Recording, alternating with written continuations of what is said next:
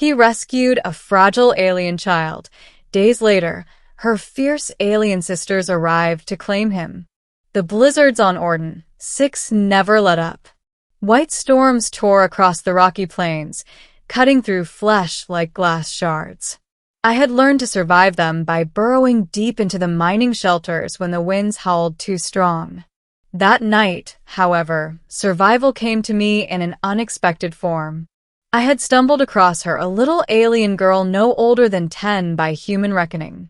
She was curled in the snow, her small frame trembling against the cold, her luminous silver eyes wide with terror. She had no furs, no weapon, no food. Just bare skin marked with faint patterns that glowed against the dark. Without thinking, I pulled her into my coat and carried her back to my shelter. She clung to me as though the storm itself hunted her. The beginning, the child in the storm.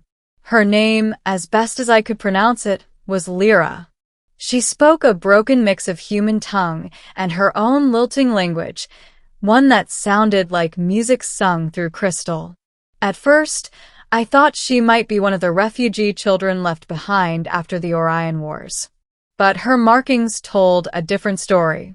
I recognized them from old military briefings, the crest of the Veari, a race that had fought both against and alongside humanity, depending on which way the tide of war turned.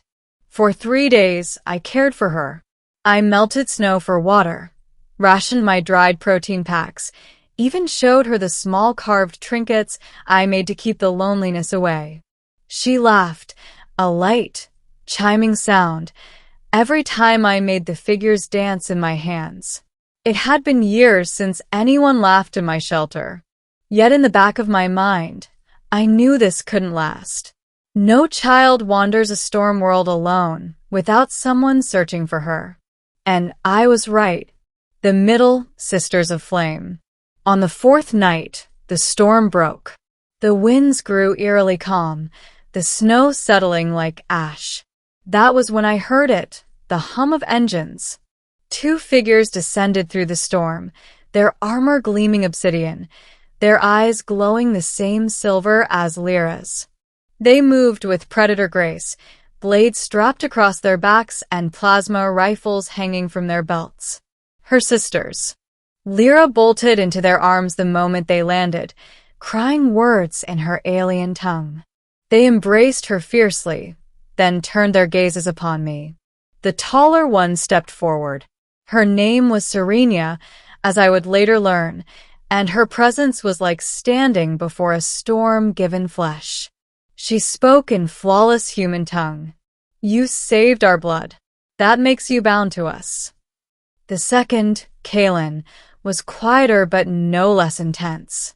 Her gaze flicked across my scarred hands, my worn coat, my crude shelter, and then back to my face, as though weighing my soul.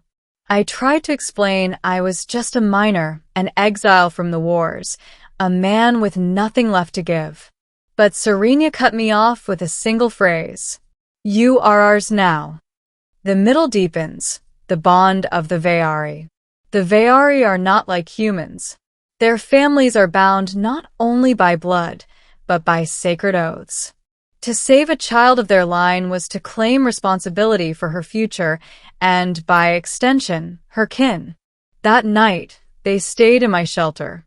It felt too small for their presence. Lyra curled between them as they spoke softly in their language, their voices like distant thunder. I should have been afraid. Instead, I felt something stir in me, something I had buried since the war. Belonging. Over the next days, the sisters remained. They hunted in the frozen wastes, bringing back meat I could never have caught. They repaired my failing heater with tools of alien make. They even laughed when Lyra insisted on showing them the little carvings I made. But beneath their strength, I saw something else. A weariness. A sorrow.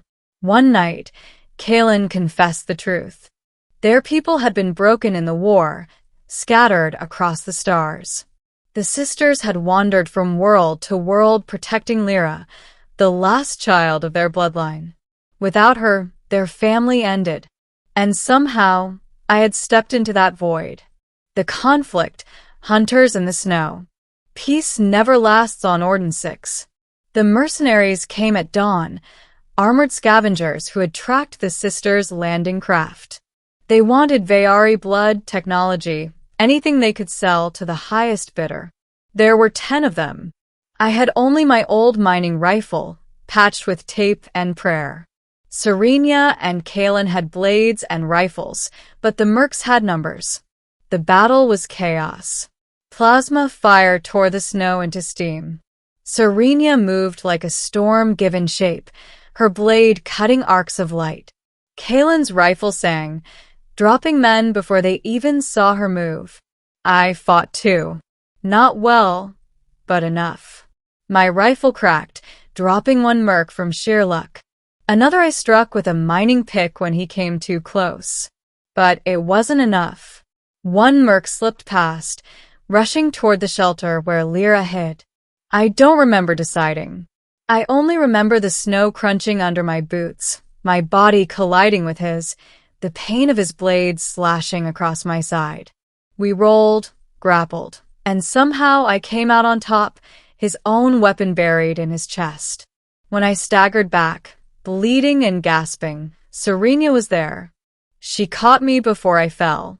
Her eyes blazed not with anger, but something far fiercer. You bleed for our blood. You are Veari now.